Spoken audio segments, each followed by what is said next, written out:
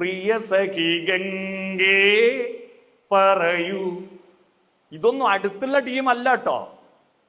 അങ്ങ് സ്വർഗത്തിലൊഴുകുന്ന ഗംഗയെയും ആകാശത്തിലിരിക്കുന്ന തിരുവാതിരയും വിളിക്കാൻ ഇത്രയും വലിയ പിച്ചിൽ ആർക്ക് പാട്ട് ചിട്ടപ്പെടുത്താൻ പറ്റും?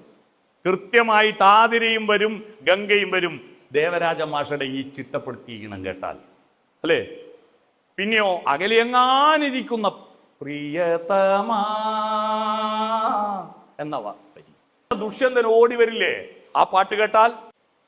ഒന്നാം മാനം ഭൂമാനം എന്ന പാട്ടില് എൻ്റെ ജീവിതവുമായി ബന്ധമുള്ള ഒരു ഹമ്മിങ് ഉണ്ട്.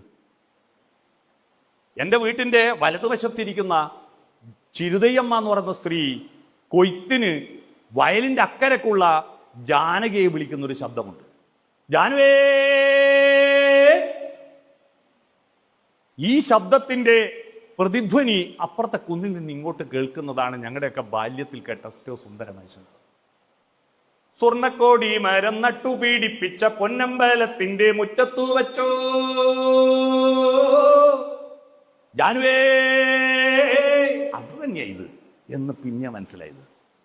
ആ നാട്ടിലെ ചൊല്ലിവിളികൾ തന്നെയാണ് അദ്ദേഹം സുന്ദരമായിട്ട് ശാസ്ത്രീയമായി ചിട്ടപ്പെടുത്തി അവതരിപ്പിച്ചത്.